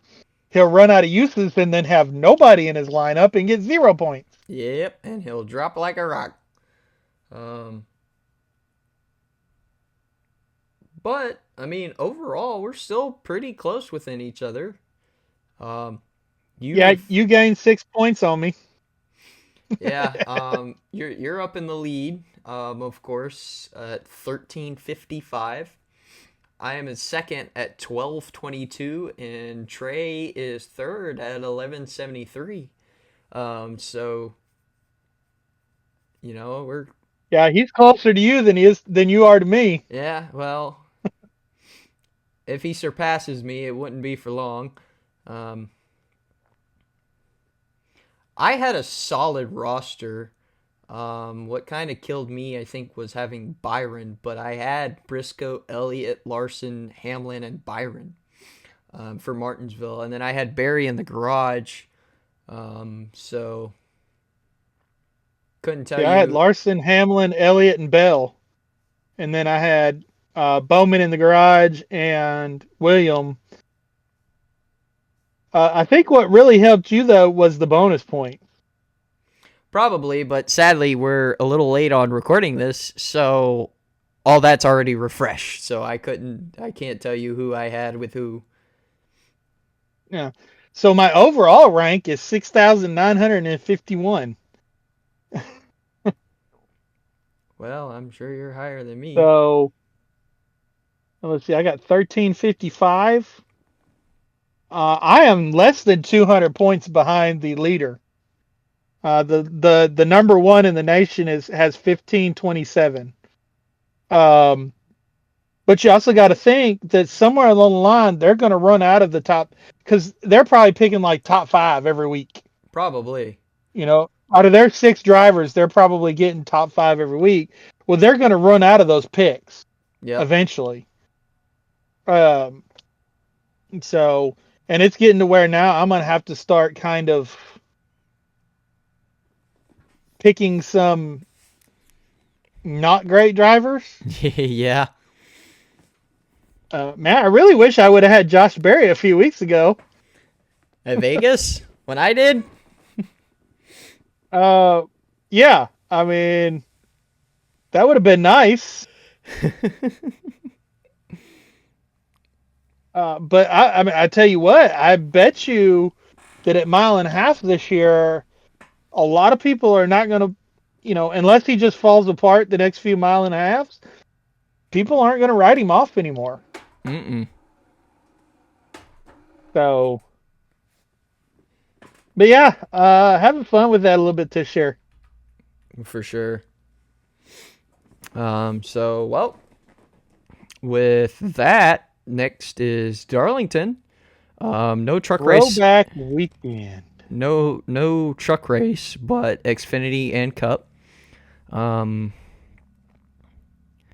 Yes, throwback weekend. However, not really any good throwbacks.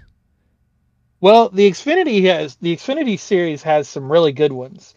The Kyle Sieg has a really nice one. Ryan Sieg has a really nice one. They're throwing them back to some old Dale Jarrett rides. Let's see, Jeremy Clements is throwing it back to an old Harry Gant ride. I can't even remember them all. Justin, the junior motorsports ones are always really good. I know that the number one car is throwing it back to Jamie McMurray. Yep. His 2010, where he won the Daytona 500 and the Brickyard 400. And I'm pretty sure there's probably some that we have not seen revealed yet that will probably be revealed at the track. Yeah. We've seen that in the past. Another good Xfinity one is Anthony Alfredo's number 42, throwing it back to Sterling Marlin. Yes, I car. saw that. That was a pretty good one. Cup side wise, there's a lot that aren't doing a throwback, but the few that are, So. Well, and I'm telling you, the number placement on this car has really hurt the throwbacks. Yes. I think, and I also think taking throwback weekend off of Labor Day weekend, and then the moving of the number has really hurt the whole concept. Because the whole throwback idea came when they moved the Darlington race back to Labor Day weekend, where it had been for years and years and years and years and years. The Southern 500 had been on Labor Day weekend for years, and then they took it off for a few years. Well, they actually lost the date, so they only had the spring race. So they moved the Southern 500 to the spring race. But then when they moved it back in, I want to say 2015, was the first year they went. That was when the whole throwback. Hey, we're going back to tradition. Let's let's say some old cars on the track. Yeah. And it was great. I mean, we've got a ton of awesome throwbacks. But then with the new car and the number placement and then moving it away from Labor Day weekend, it just doesn't seem to be in the hearts of the drivers or the fans anymore as much. Yeah. I mean, so I think it's run its course. I really do. I would agree.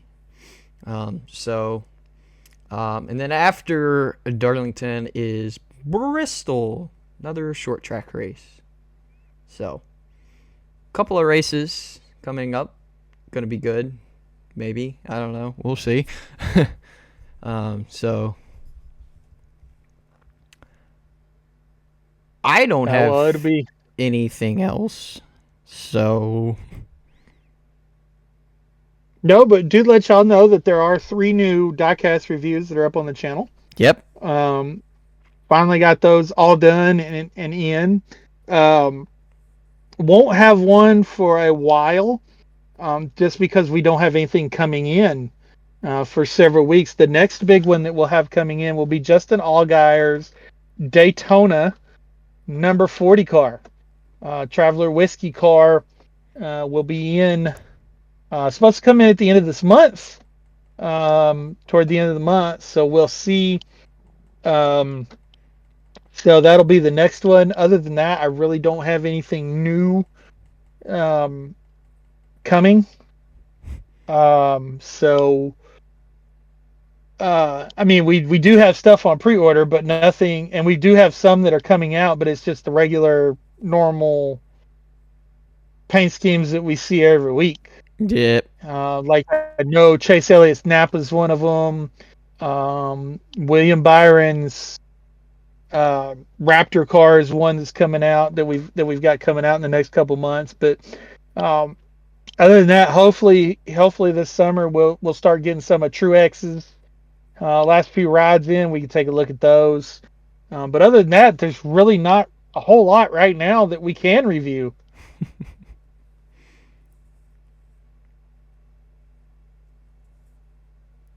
Then of course there's your races. You have a race tonight. Yes, and this will probably be uploaded by the time that race starts or finishing its upload. But yes, race tonight at Bristol, throwback night for the league. I don't have a picture, but I did tweet it out. I am throwing it back to with some revisions, of course, to Kevin Harvick's 2006 Goodwrench car. Looks nice.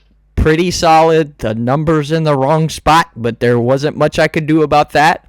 However, I think it looks pretty solid for what resources I had. So I'm excited to show that scheme off at Bristol. Bristol is 200 laps, so it's going to be a party. Well, and here's the sad news about that. I do not think I'm going to be able to participate tonight as crew chief for the simple reason of we are supposed to be having some severe weather move through about that time. So, yeah, I'm probably going to be tuned in to watching the news and the weather to make sure that everybody's safe. Unfortunately, if it comes through later, I'll be able to participate. But as of right now, it's looking like the timing's just not going to work out. I mean, it's all good. For Michigan, a couple of the other drivers just kind of hopped into the voice channel, and we just kind of chit-chatted and had some good laughs. So if you did enjoy that, let me know. At your expense. Yeah. It was fun to have some laughs during the race. So if you did enjoy that, let me know, and we'll keep that going. If not, I will tell them no more, just for the sake of it. But yeah, so Bristol tonight, 200 laps. It's going to be interesting, that's for sure. So hopefully severe weather doesn't affect y'all and other people back at home. I know not last night, the other night, couple nights ago, I was pacing. I was like you. I had about 4 different weather channels going and trying to keep updated with you and my fiance and trying to, is everything okay? Is everything okay? So like, can you say something, please? So hopefully tonight won't happen. Hopefully everything stays calm. I believe about the time the race starts, or maybe about a quarter way through, the weather should be kapooed back down. But we'll see. So hopefully nothing bad happens, and everyone stays safe. That way I can. That's what we're praying for. Focus on the race and not have to be like, "How's everyone doing?" while I'm driving left pretty much the whole track, because Bristol pretty much is just left.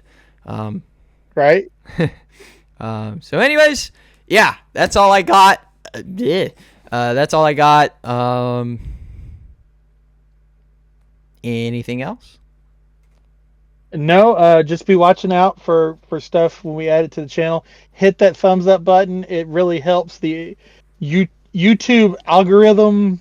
The more likes we get, I know we've been getting, you mentioned something, we had like 500 hours. We have of view time. We do. Yes, we're growing on viewership at least. which really helps, but hitting that thumbs up button will put our videos in front of more eyes. So hit that thumbs up, subscribe if you haven't subscribed, hit that bell icon so that you know when we upload something new or when we're live. We've both been doing live stuff. I've been working on going through WWE 2K25, My Rise. You've been doing your iRacing stuff. You've had some video gameplay on there as well. You and I need to figure out a time where we can get together and maybe do some streams, some maybe some GTA stuff with the new update, whatever it's called. Yeah, the new update that's on there. I promise you guys, when the new NASCAR 25 comes out, we will definitely be playing that together and streaming that probably quite a bit. Every chance we get, probably all of our other games will probably be set to the side for a while. Yes, most likely. As we play that together, and then also we'll probably both stream separately as we grow our careers in the career mode. So a lot of exciting stuff coming up to the channel. And we're just kind of brainstorming. If y'all have any ideas of something that we could do that would help, videos you'd like to see, stuff you'd like to see us do, maybe things you'd like to have us talk about, let us know, and we'll do our best to try to get it in there. Absolutely. I had one thing pop in my head, but I completely forgot what it was. So sounds about right. Guess it wasn't that important. Anyways, yeah, hit the like button. We'd appreciate it. Pushes the video out to more people. Oh, I do want to point out we have a nice new podcast logo. It will be the new thumbnail of the podcast videos. So share the logo with your friends and share the podcast, of course. The logo, I have a special scheme for the car on iRacing. I have announced this, but I'll announce it again with the podcast viewers. The podcast is sponsoring our Nashville race in the iRacing league that I am in. So be on the lookout for the Nashville race. It is it's in about 4 weeks. I gotta look at the schedule. And now my phone. Weren't you on a car at Michigan too? No, it was not on my car. It was on a car. Excuse me. Yeah. Shout out to Hoy, Elijah. He is one of the race admins for the league. He reached out. He was like, "Hey, would you like your podcast to sponsor me as well as a race? And I was like, heck yeah, man, I will take it. And I drew up. He races in multiple different leagues, so hopefully it got shown through many different ways. But I did kind of glance at it while I was racing beside him at Michigan. So check out the Michigan Scream. It looked pretty good in my opinion. So thank you for letting me do that, Hoy. And so go check out his gaming channel on YouTube. Check out his Twitch as well. I'll add those links in the description as a thank you. So again, I appreciate that. He didn't have the best race at Michigan, but I am looking to see if possibly sponsoring him for another race this season with the league. So we will see. So you may see it again. It'll definitely be on my car for the Nashville race, since it's being sponsored by the podcast itself. So podcast is getting out there some more too.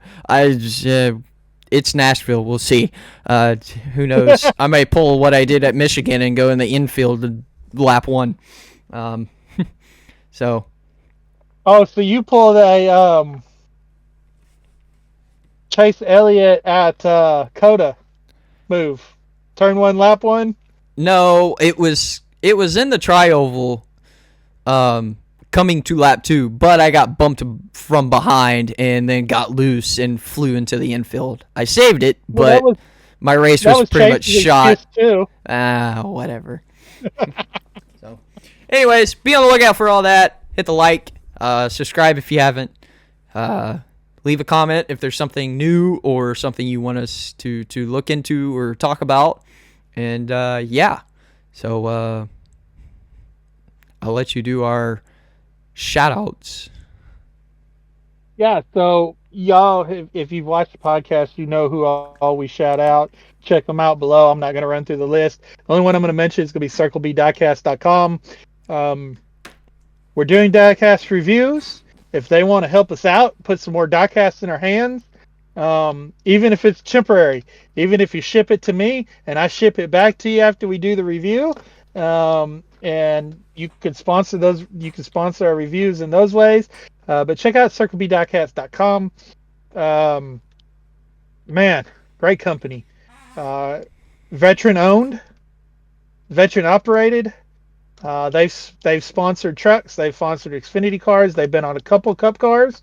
So you've seen them in the sport if you've been watching NASCAR for any period of time. So just want to give them a shout out. All the podcasts that we listen to, they've all been linked in every podcast we've done before. I'm sure you're going to link them in this one too. Yep. So check them out. If you really want to hear some honest opinions of Martinsville, this would be a good week to listen to for sure.